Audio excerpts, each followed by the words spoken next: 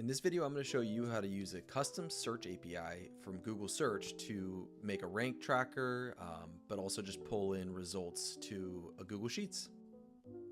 By the end of this video, you'll be able to take in a list of keywords and pull in the #1 ranking result from Google Search. Granted, the Google Search API uses a very general search engine, and for different personas and different geographies, the results will differ. So this uses a very boilerplate search engine, at least according to, or to the best of my knowledge. So the first thing you'll need to do is, check out the docs on creating a custom search API. The prerequisites for this project are to have a Google account, and that really would ideally translate to a Google Cloud account. They provide you 100 free searches, free queries per day. You'll need to set up billing in the API console for more. That's $5 per 1,000 queries, up to 10,000 queries per day. But really the first step, and I'll drop links to all of these in the description, is to create a search engine, programmable search engine.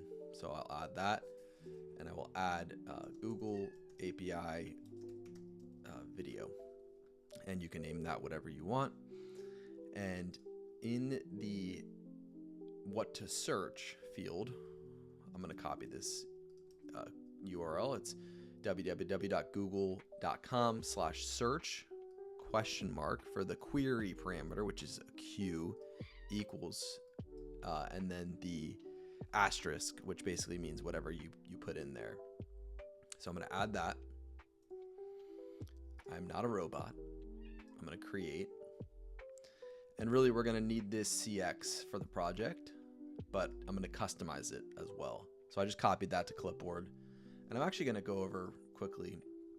And I have this sheet set up with keywords. And we're going to drop in the #1 ranking URL for each keyword by the end of this project. I'm going to go to AppScript from the extensions. And I'm going to rename this Google Search. And I'm just going to instantiate the CX, which is this string that I just copied. Cool. So now go back to the customization. And the one thing to note here is that you'll want to click search the entire web. Now you could feasibly narrow down to specific regions, specific search engines. Could be the US, could be Canada, or another market. If that's of interest, I'm not going to make that change. But other than that, I believe we should be good to roll. And the next step would be to create an API key. So in Google Cloud, I have this project, Google Search API video, which I'm creating for you now. And I'm going to go to the APIs and services in the menu. And I'm going to go to the credentials page.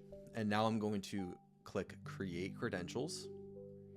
And I can make this slightly bigger. Hopefully it's big enough. And I'm going to select API key. And that's going to create an API key.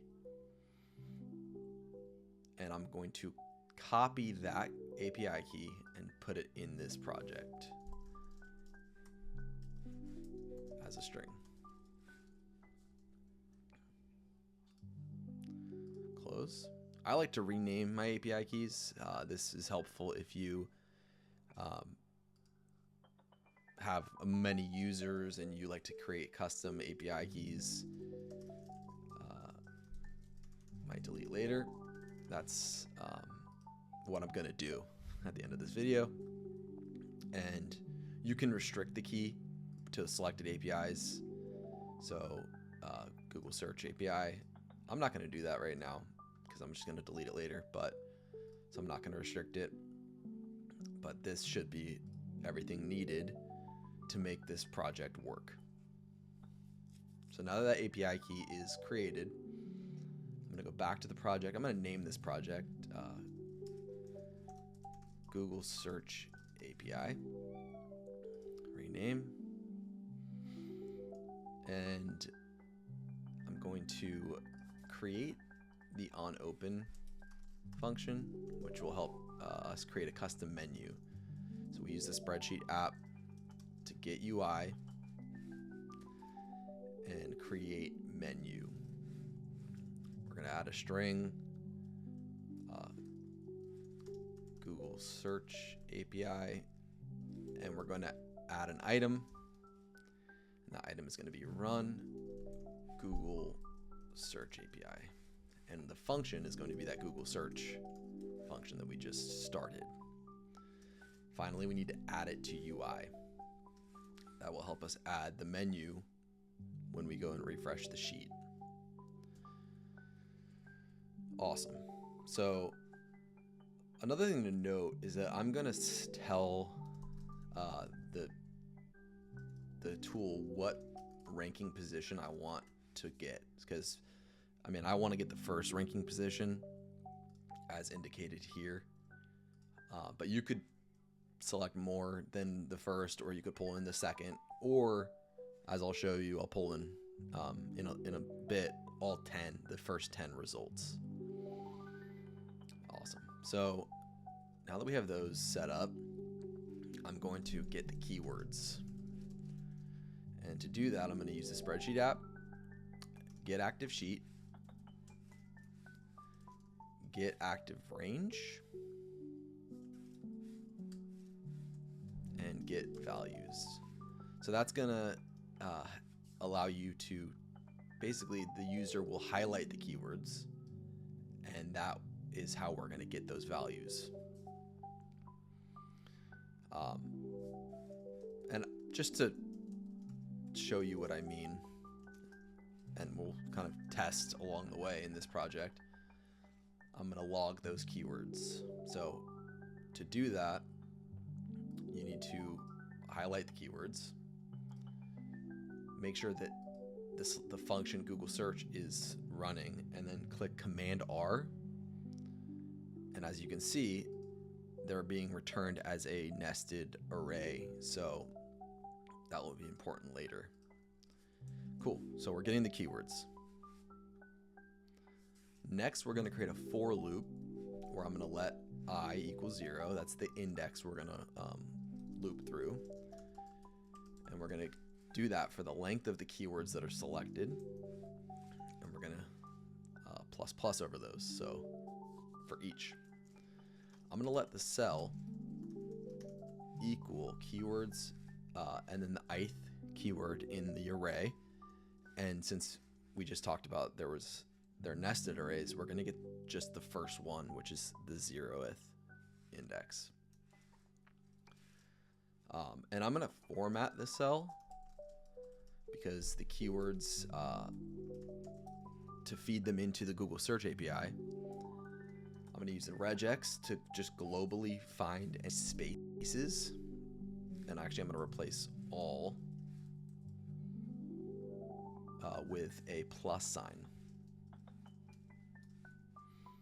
And I'm also going to lowercase them. This is just how Google likes to have them fed in. So I'm going to put the CX down in here. I believe this is a good place for that to live, because what I'm about to do is construct a URL where I take in Google,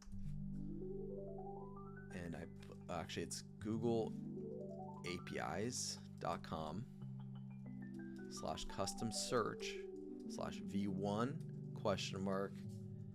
key equals, and you're going to append the API key in that string. You're also going to put and CX equals, and the CX that we just put there, and the query equals formatted cell. And now we could log out the URL for each of those. Let's see how that goes. I'm actually going to do just a couple.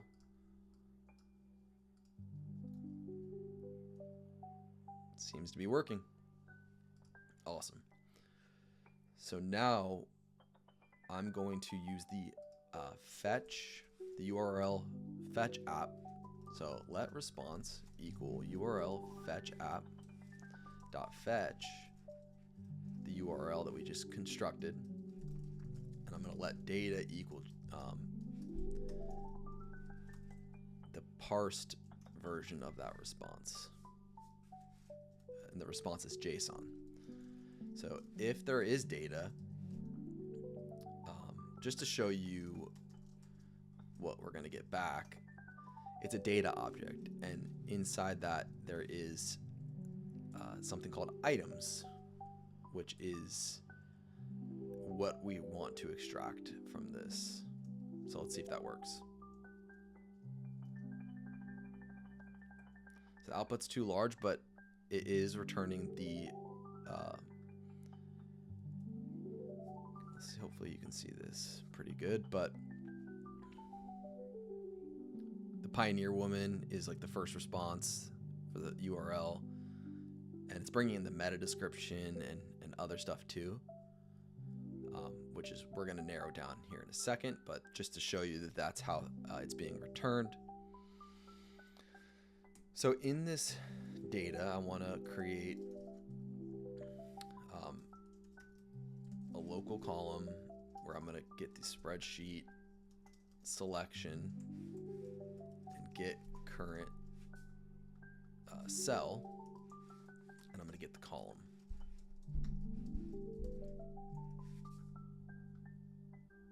And then I'm going to do the same thing on the row. So I'm going to do row local. And I'm going to, instead of get the column, I'm going to get the row.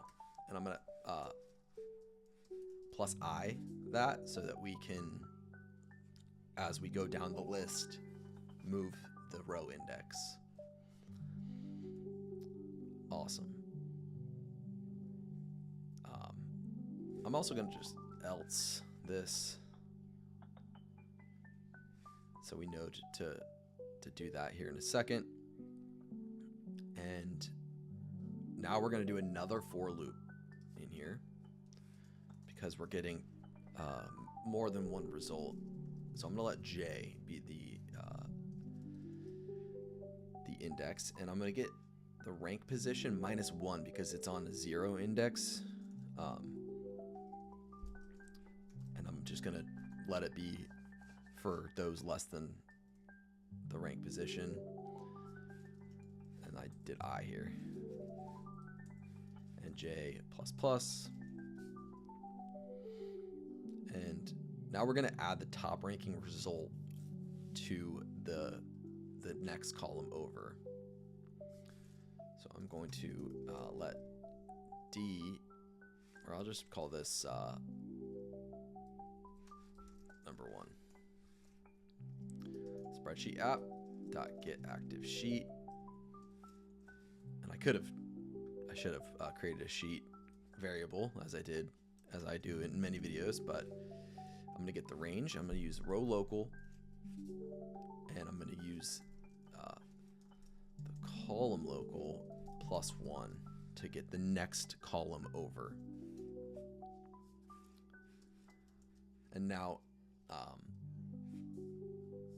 if there is no data, items dot jth item dot link, which is the link result we want to get from that items object, we're going to set the value of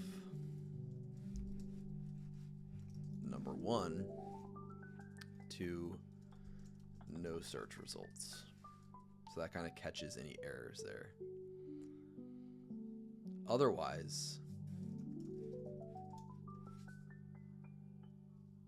we're going to set the value to that item's link. And then else, we're going to UI alert, something failed during search. Okay, so I'm gonna save this and just kind of scan for errors. Looks decent. Let's see how it goes. I'm gonna run that. I might need a refresh, but no, seemed to work. So you can highlight more than one.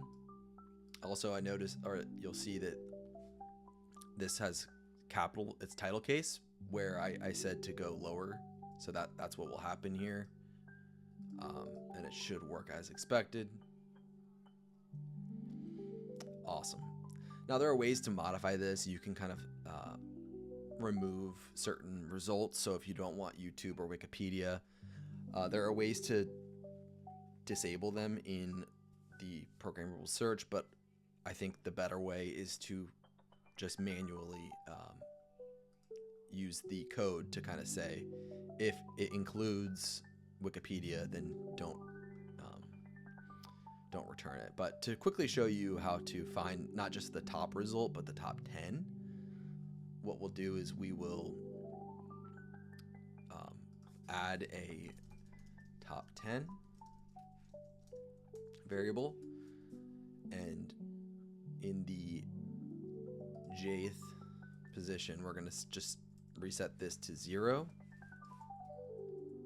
and top 10 instead of rank position. And what I'm going to do here, I'm going to just show you what the top 10 results. So data, items, j.link. And that should work. Let me comment that out. And I'm going to just highlight one, run the Google search.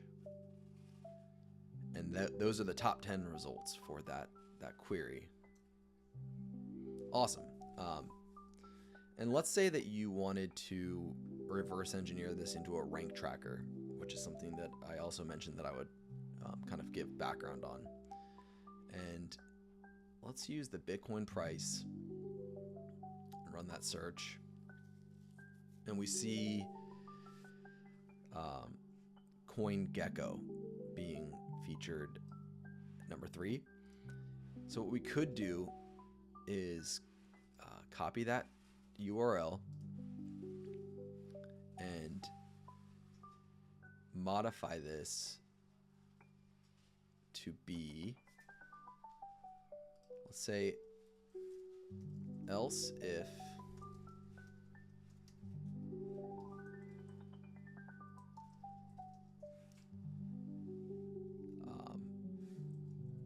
up here, if the data items jth index of that dot link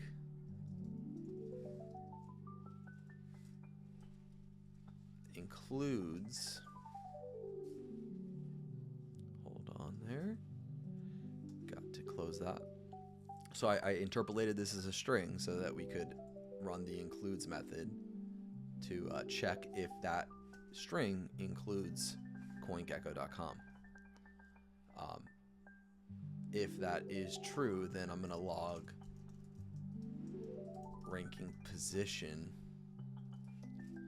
j+1 because it is on the 0th index, so this would help just push it back to the actual ranking position.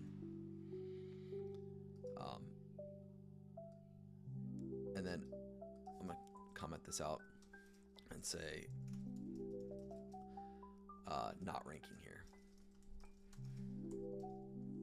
Okay, let's run that Command R again, and you'll see it's ranking position 3, which is what we just tested against the actual result. So that is one way to potentially reverse engineer a rank tracker, but the constraint on this is that, as far as I'm aware, and there might be some pagination considerations, when it only returns the top 10 results. I think you could modify in like the settings here to like advanced settings. It's like how many results are returned under the web advanced settings. Web search restricts results per page. The max that it allows you to do is 20. So hopefully you're ranking in the top 20 to use this tool, but we use this a lot for doing keyword research and identifying the top ranking result for those keywords and understanding what those results are achieving in terms of traffic and value. So hopefully this is a helpful starting point to building a Google Search API into Google Sheets. And if you want more of this automation content, please like, comment, subscribe, all the good stuff. And I'll see you again next time. Thanks.